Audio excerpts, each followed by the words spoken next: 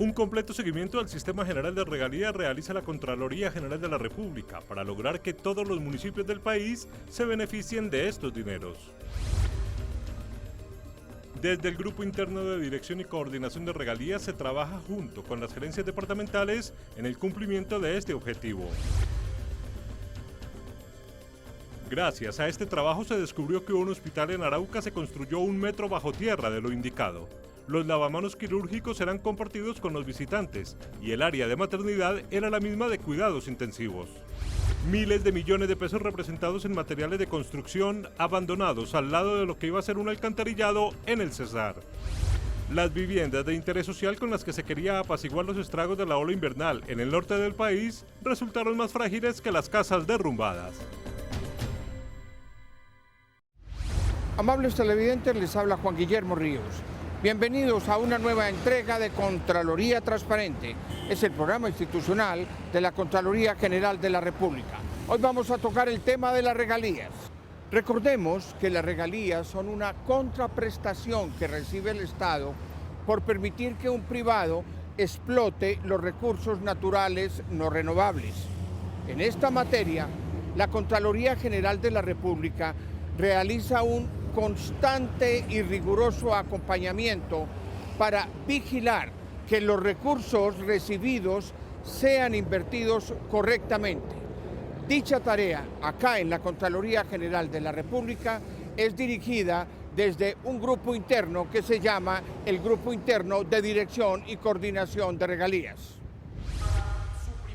En la madrugada del 16 de diciembre de 2011, el Congreso le dio a Colombia un regalo de Navidad, la nueva Ley de Regalías, que reglamentó la reforma constitucional con la que se dio un enorme giro en el manejo de los ingresos que el país recibe por la extracción de petróleo, gas y por la minería. En el debate, el entonces ministro de Hacienda, Juan Carlos Echeverry, utilizó una metáfora muy recordada. La mermelada en toda la tostada. Para explicarle al país que desde ese momento las regalías llegarían a todos los departamentos de Colombia y no solo a las zonas productoras. Esto se daría de manera más efectiva, con más equidad y con transparencia.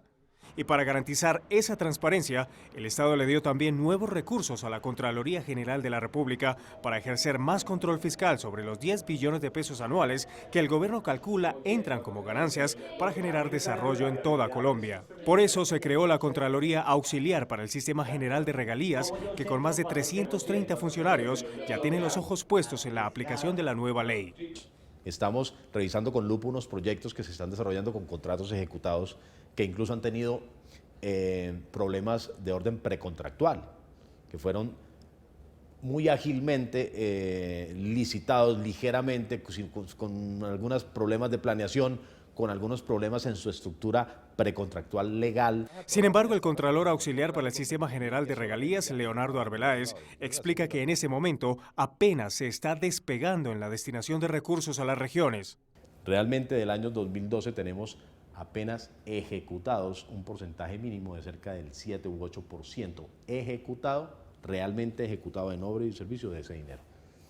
Entonces, y estamos a julio del 2013. En lo que sí se tienen gruesos resultados es en la recuperación de dineros públicos, que ha sido millonaria a partir de la vigilancia y control de los recursos que fueron ejecutados con dineros de regalías bajo la ley anterior, que ordenaba la asignación de dineros de regalías únicamente para las zonas donde se extraen los recursos naturales. Según el Contralor Auxiliar, hasta el año 2010 las cifras de recuperación de dinero por hallazgos fiscales en Colombia no superaban los 3.000 millones de pesos. En el periodo del 2012 tuvimos hallazgos fiscales por 460.000 millones. Es decir, encontramos o estamos desarrollando procesos de responsabilidad fiscal por desviaciones de recursos públicos por 464.000 millones de pesos cuando nunca o no llegaban a superar los 3.000 millones. En cuanto a los beneficios de auditoría, es decir, los dineros que ya fueron recuperados y entregados al Tesoro de la Nación, los resultados también muestran un cambio, pues hasta 2010 las recuperaciones eran por 1.500 millones de pesos. El año pasado logramos beneficios por 40.000 millones, cuando nunca superaron los 3.000 millones. Este año ya llevamos beneficios por 30.000 millones y estamos a julio. O sea que aspiramos superar los 40.000 millones del año anterior. El Contralor Auxiliar agregó que los resultados proyectados para la vigencia 2013 sobre el control a los recursos correspondientes a la anterior ley de regalías, que aún tiene comprometidos recursos superiores a los 3 billones de pesos, promete entregar resultados muy concretos.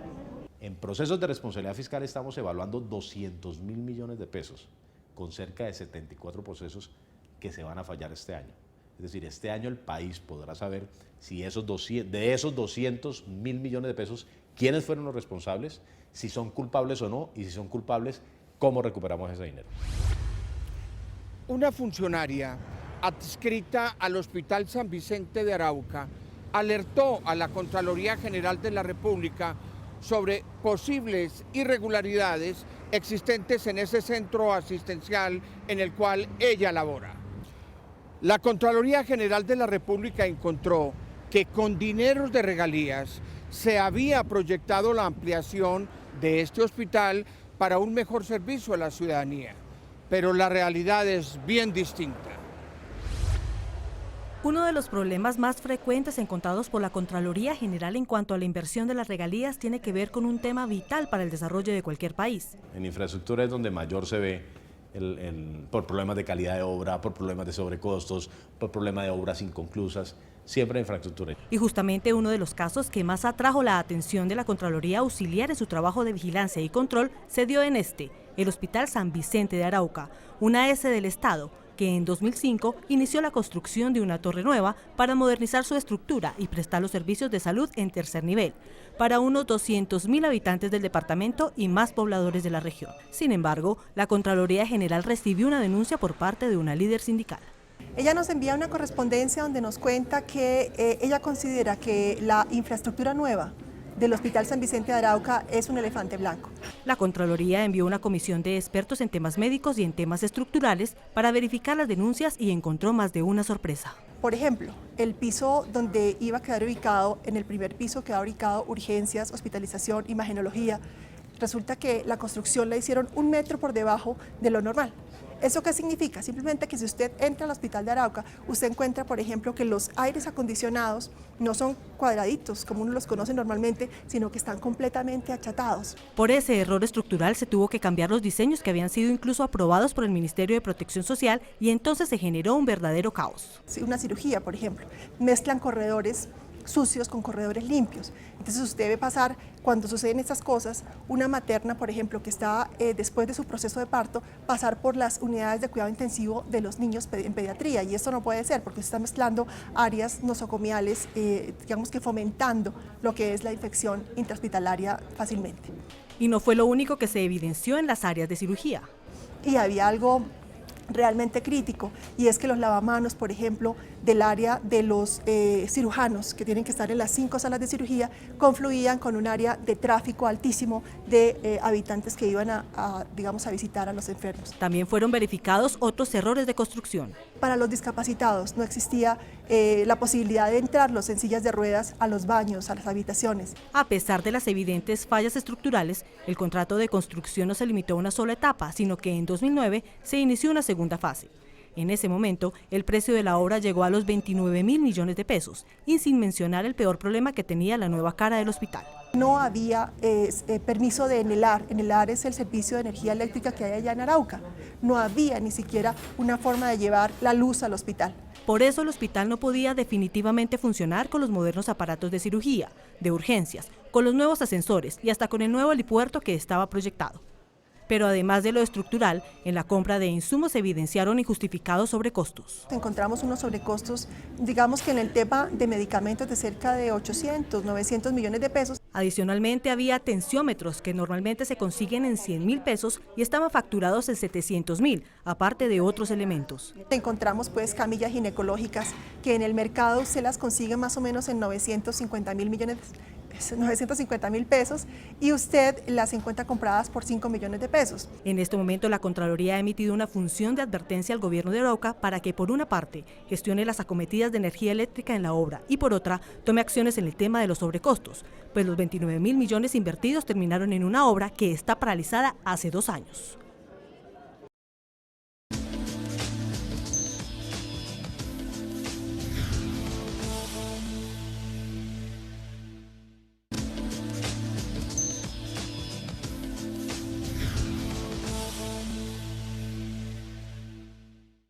Una inadecuada planeación dio al traste con proyectos de vivienda construidos en zonas inundables o con muros demasiado frágiles. Proyectos de vivienda construidos con dineros de regalías en el norte del país. Esos planes, que eran la medicina para curar los estragos de la ola invernal de hace 2 años, resultaron peor que la propia enfermedad. Uno de los años en los que el fenómeno de la Niña dejó más estragos en Colombia fue 2010. El gobierno y los organismos de socorro consolidaron las cifras de damnificados por las extensas inundaciones en 480.000 personas, además de las millonarias pérdidas económicas y las miles de hectáreas arrasadas por el desbordamiento de ríos e interminables lluvias. Tras esa ola invernal, se emprendió una campaña para dar vivienda de interés social a quienes lo perdieron todo en el campo y así se crearon acuerdos interadministrativos entre Planeación Nacional y los entes territoriales en la mayoría de los departamentos de la costa atlántica y el centro occidente del país. En la construcción de los nuevos proyectos fueron comprometidos más de 30.000 millones de pesos de regalías, pero el afán por atender a los damnificados terminó creando todo un festín para la corrupción. La forma como se contrató fue una forma que le permitió al particular beneficiarse con dinero del Estado. Entonces encontramos carruseles de contratación. La Contraloría evidenció que las fallas estaban en la modalidad de la contratación misma. El contrato te permitía, si era por urgencia manifiesta, recibir el 50% del anticipo y si era por manejo ordinario el 30%.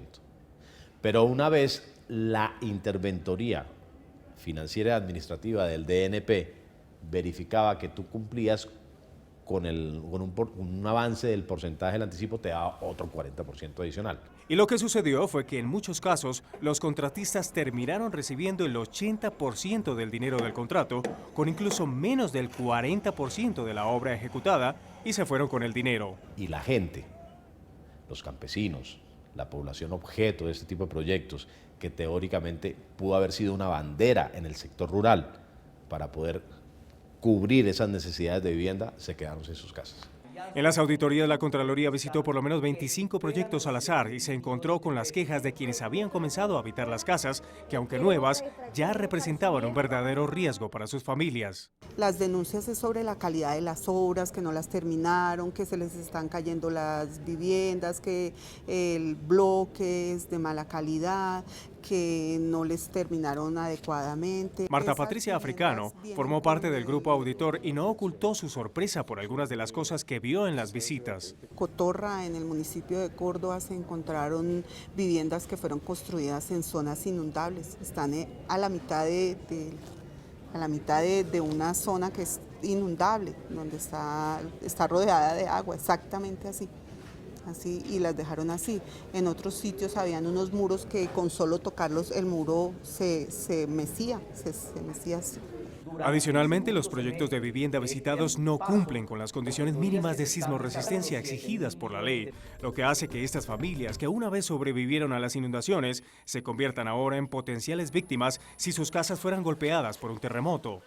En ese momento está en trámite la apertura de un proceso de responsabilidad fiscal para consolidar el detrimento patrimonial, establecer quiénes son los responsables por las obras mal hechas y recuperar los dineros que sin la ejecución adecuada y completa terminaron en manos de los contratistas.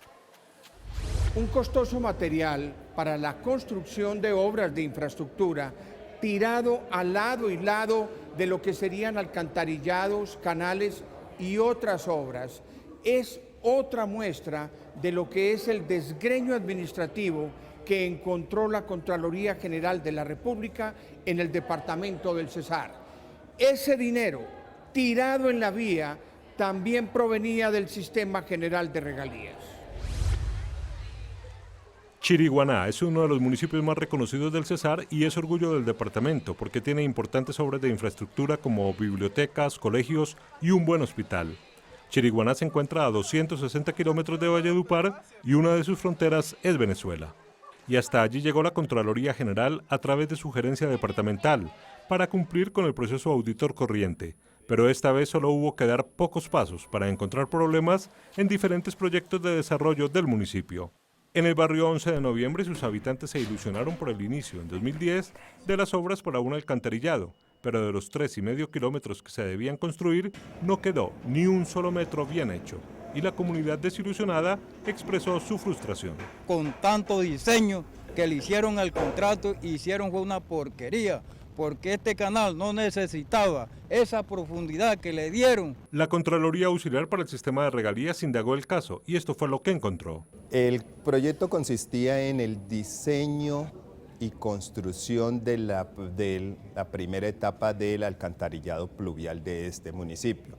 El contratista le correspondía el diseño y también la construcción. Y luego, aparentemente, y de acuerdo con lo que él dice, la parte donde iba a descargar el alcantarillado estaba colmatada y llena de maleza, entonces que no podía continuar. Pero es muy paradójico porque él mismo hizo los análisis, los estudios y diseñó el alcantarillado pluvial. Los canales que se construyeron inicialmente no coincidieron con los diámetros de las tuberías. Adicionalmente, el terreno que rodeaba a estos no fue preparado adecuadamente y no se calculó la profundidad que debía tener la tubería y el resultado no pudo ser peor. En este momento se encuentran solas la excavación con el hierro instalado, pero ya hace un tiempo de que estas obras se encuentran así, el terreno se ha socavado, el material ha caído sobre el canal, el hierro lo encontramos totalmente oxidado. En este momento, luego de 30 meses de iniciado el contrato, la inversión, que fue de 11.000 millones de pesos, permanece en esta zanja inundada, mientras en trámite se encuentra un completo proceso de responsabilidad fiscal para obligar al contratista y demás responsables de la obra a responder por el evidente e indignante daño contra la comunidad y contra el patrimonio del país.